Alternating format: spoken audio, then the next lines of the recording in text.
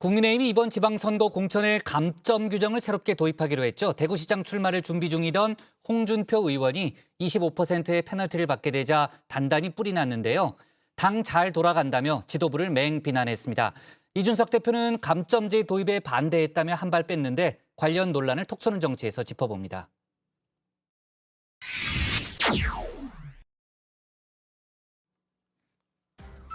나를 키워준 대구부터 리모델링하겠다.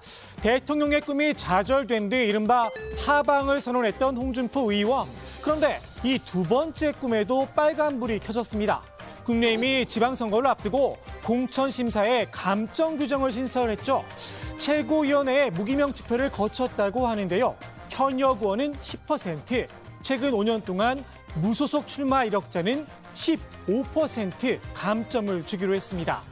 홍 의원은 무소속으로 출마해서 당선된 현역 의원이죠. 무려 25%의 페널티를 안게 된 겁니다. 홍 의원은 즉각 반발했는데요. 당이 잘 돌아간다. 지방선거가 총선 패배자들의 잔치냐. 무소속 출마 경력은 해당 선거인 지방선거를 기준으로 해야 한다. 강하게 불만을 표시했습니다. 이준석 대표는 나는 반대했다. 슬쩍 한 발을 뺐는데요. 그래도 홍준표 전 대표 그 두 가지 다 해당이 돼가지고 곱하기 해가지고 아니, 더하기 해가지고 25% 감점을 때리는 방향으로 이제 된 건데 저는 개인적으로 이 두 가지 모두에 대해서 반대했습니다. 아, 개인적으로는? 예, 그런데 그러면 김재원 최고위원이 주도한 격시 맞습니까? 그건 오히려 제가 확인해드릴 수는 없습니다. 그런데 그 어쨌든 이견들이 있어가지고 네. 저희가 다수결로 이제 표결을 거쳤고 그래서 저는 반대 의견이 있었지만은. 김재원 최고위원의 이름이 언급된 이유, 대구시장 후보 경쟁자여서겠죠. 저도 이제 저 지방선거 출마를 어디로요? 대구시장 출마를 준비. 대구시장 출마하실 겁니까? 예. 거기 지금 홍준표 의원이 지금 준비하고 있는 곳 아닙니까? 맞습니다. 그럼 이제 한판 겨루겠다 이런 말씀이십니까? 결국은 그렇게 되지 않을까 생각합니다. 심판이 룰 정해놓고 선수로 뛰면 승복할 선수가 세상에 어디에 있느냐. 홍 의원이 발끈한 또 다른 이유기도 합니다. 홍 의원 입장에선 조금 억울할 수도 있을 듯한데요. 구제책이 아예 없는 걸까요? 다수결 표결이라 그럼 이제 되돌릴 수는 없는 겁니까? 되돌릴 수는 없고 다만 이제 공천관리위원회에서 한 번 더 논의할 수는 있습니다. 공천관리위의 논의 결과에 따라 바뀔 수도 있다는 겁니다. 정진석 공관위원장도 일단 논의는 해보겠다며 가능성을 열어뒀습니다.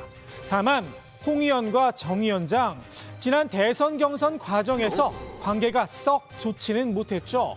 윤석열 당선인 지지 문제를 놓고 자해와 반사를 서로 주고받은 사이입니다. 여기에 당내에선 홍 의원의 하방을 좋지 않게 보는 시선도 있습니다. 당내 일각에서는 당의 대통령 후보까지 또 당대표까지 지내신 분이 지역에 내려가서 또 단체장 선거에 도전하는 것이 그게 좋은 모양인가 하는 부분에 대해서는 당내에서 좀 여러 가지 이론들이 있는 것 같습니다.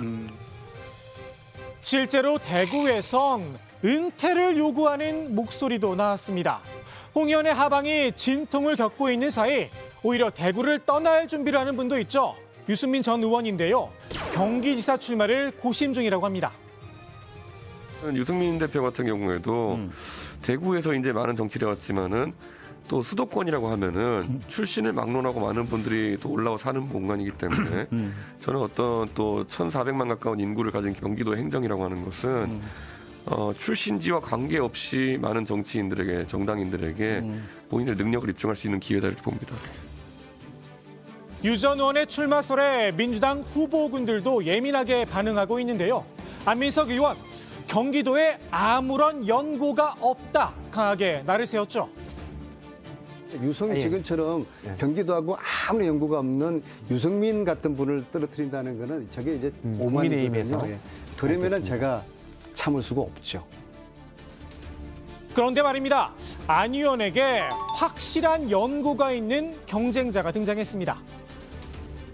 경기 쪽은 제가 아주 되게 총장을 했었고요. 예, 그렇죠. 예. 경기도에 제가 거의 30년을 살았습니다. 예. 여러 곳에서 안양, 의왕, 과천, 성남, 광주 살았기 때문에 예. 경기도에서 그런 얘기 있는 건 사실이고요. 여러 가지 예. 방향과 가치를 어떻게 구현할 건지를 좀 생각을 해보면서 조금 더 그 단계 지나서 고민해볼 단계가 아닌가.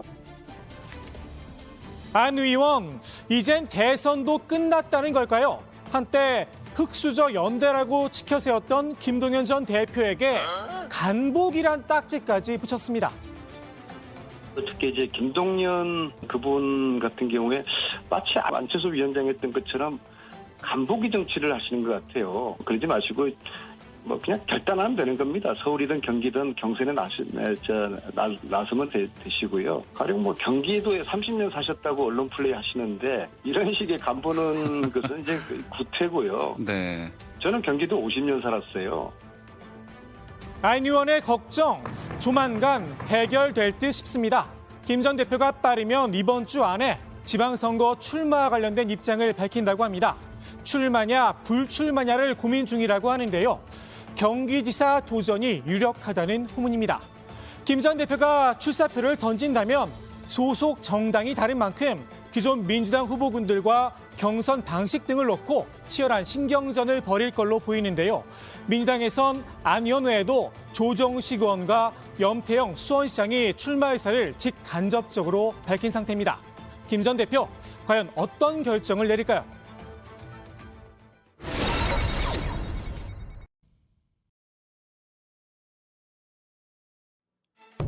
정치 개혁을 고리로 지방선거를 정면 돌파한다는 민주당의 구상. 기초위원회 2인 선거구제를 폐지하는 겁니다. 2인 선거구 하라고 하면 어떤 것이냐면 이제 양 당이 사실상 한 석씩 나눠 먹는 게 보장되는 선거구를 말하는 거거든요. 예. 이게 이제 기초의원의 양당 독점을 만들어내는 구조인 거죠. 아무리 나쁜 후보를 내도 한 명씩은 당선이 되는 거예요. 이제 양당 입장에서는 좋은 후보를 반드시 내야 된다. 이럴 필요성이 덜한 거죠. 그런데 시작부터 국민의힘의 반대에 부딪혔죠. 민주적 다양성을 높이는 중대 선거구제를 반대하는 것도 모자라서 심지어 시대를 역행하는 이 기초의원 소선거구제를 주장하고 있습니다. 광역의원 정수는 무리하게 10%나 확대를 하자고 나서고 있습니다. 정치 혁신의 의지라고는 찾아볼 수가 없습니다.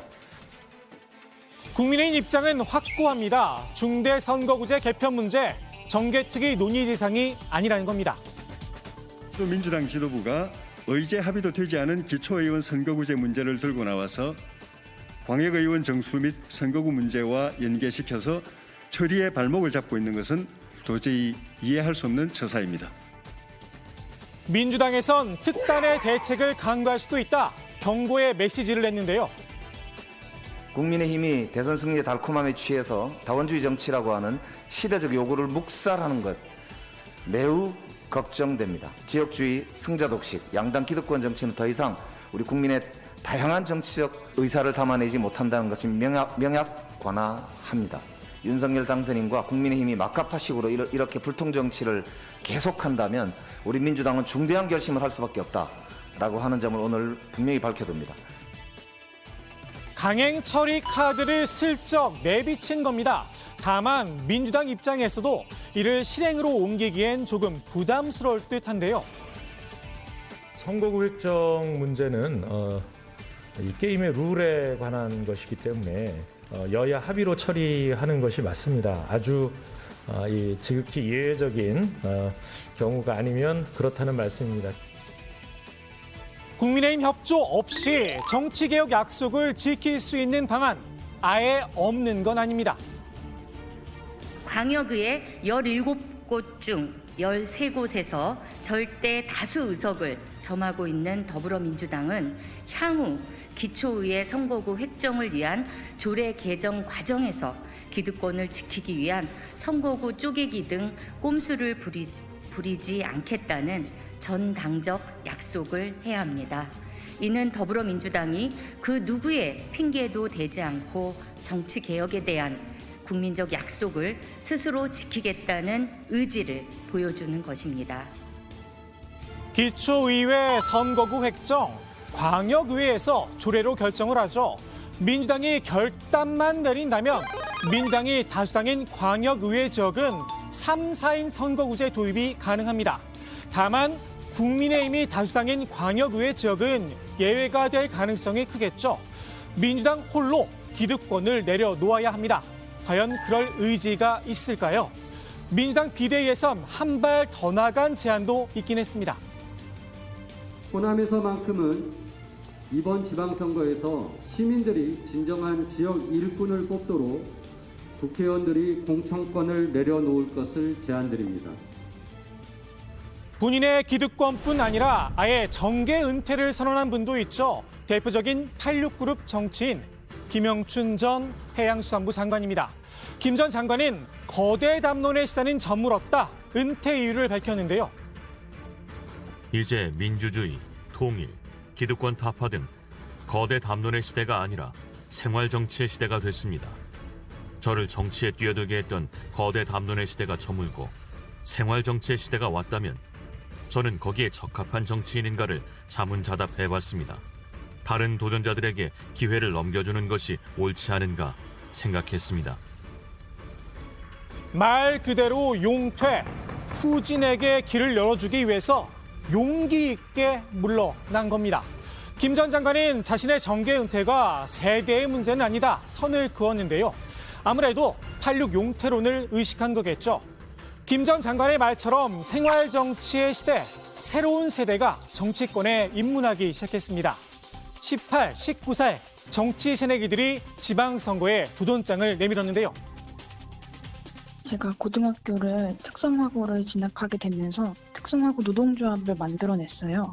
청소년들의 노동은 더 엄격하게 보호를 받아야 하는데 특성화고의 현장 수습생들은 여전히 노동 환경이 열악하다는 것이 가장 큰 이유였고 청소년들이 학교의 주체임에도 뭔가 억압을 받고 그러한 일들이 부당하다고 느껴서 출마를 하게 되었습니다. 제가 지난 2년간 학교 밖 청소년으로 살아왔는데요. 학교 밖 청소년으로 있으면서 이 제도권 밖이라는 것에 대해서 한계를 좀 느끼게 되더라고요. 지원이 필요한 지점에서 지원이 이루어지지 않고 단지 학교에 다니지 않는다는 이유로만으로 제도적인 차별들이 있었기 때문에 그런 부분들을 직접 경험하고 느낀 바가 있어서 이거를 직접 나서서 출마를 해서 얘기를 해봐야겠다라는 생각으로 이번에 출마를 결심하게 됐습니다. 한국 정치도 조금씩 변화하고 있는 거겠죠. 오늘의 톡 쏘는 정치 이렇게 정리합니다. 장강의 뒷물결이 앞물결을 밀어낸다.